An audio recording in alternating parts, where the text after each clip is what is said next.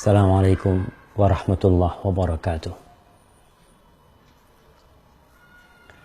Hidup di muka bumi ini penuh dengan perjuangan, penuh dengan rintangan,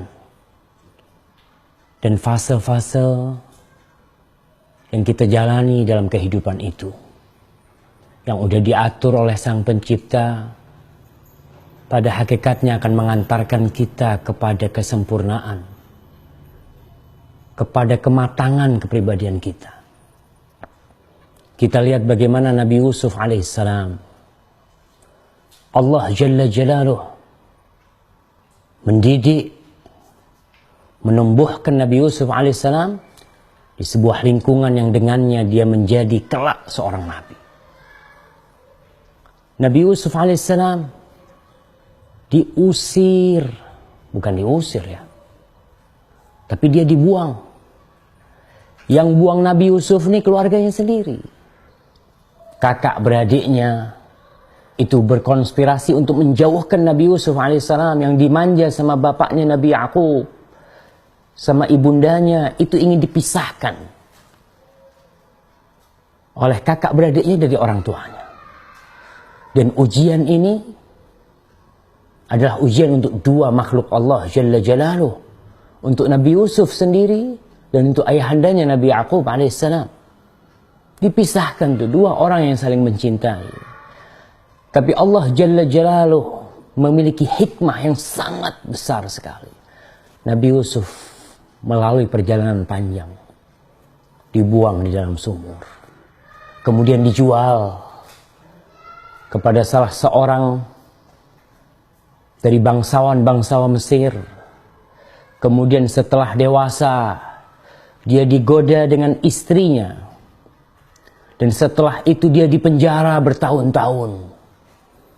Untuk apa? Agar Nabi Yusuf alaihissalam menjadi sosok seorang nabi yang tahan banting. Bisa dibayangkan, kalau Nabi Yusuf alaihissalam hanya di rumahnya bersama orang tuanya, tinggal bersama orang tuanya, diberi makanan yang enak, dimanjakan oleh orang tuanya. Dan kita lihat anak-anak yang dimanjakan. Jadi apa akhirnya?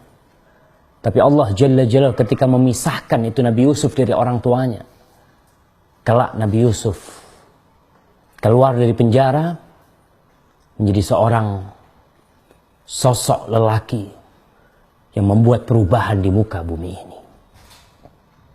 Jadi kalau ada orang tua yang mengirimkan anaknya ke pesantren, ada orang tua yang memisahkan anaknya dari mereka untuk belajar, ya, pada hakikatnya dia ingin kebaikan buat anaknya. Dan Nabi Yusuf alaihissalam dalam kondisi perjuangan beliau di penjara, beliau tetap berdoa kepada Allah Jalla Jalaluh. Begitu pula ayahandanya Nabi Yakub, beliau nggak pernah putus asa memohon kepada Allah.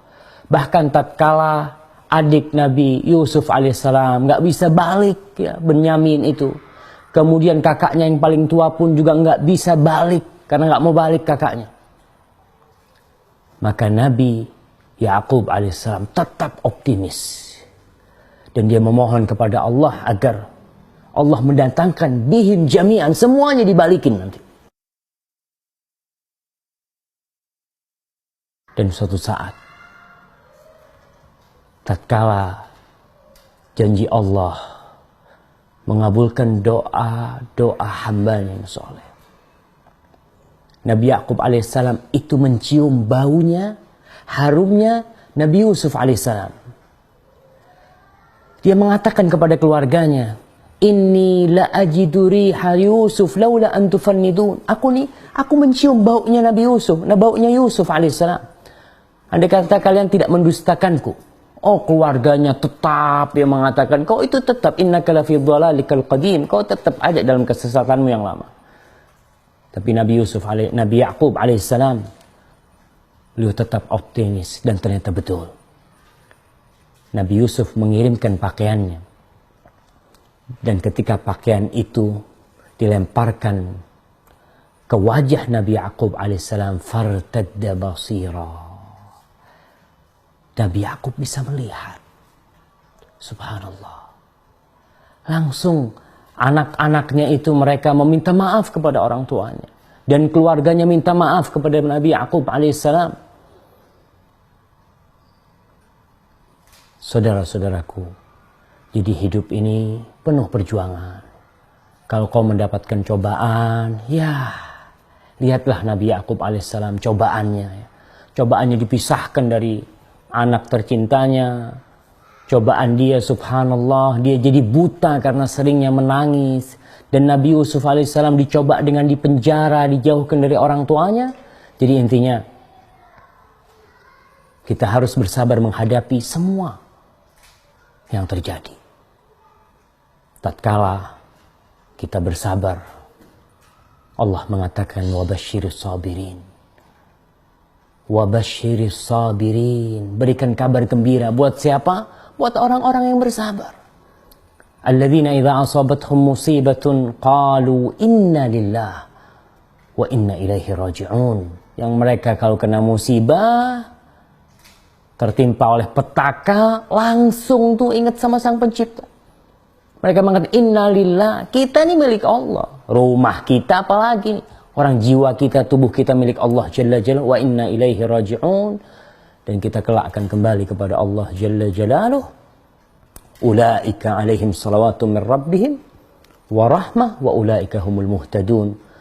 Mereka adalah orang-orang yang mendapatkan salawat dari Allah, mendapatkan rahmat dari Sang Pencipta, dan mereka adalah orang-orang yang mendapatkan hidayah.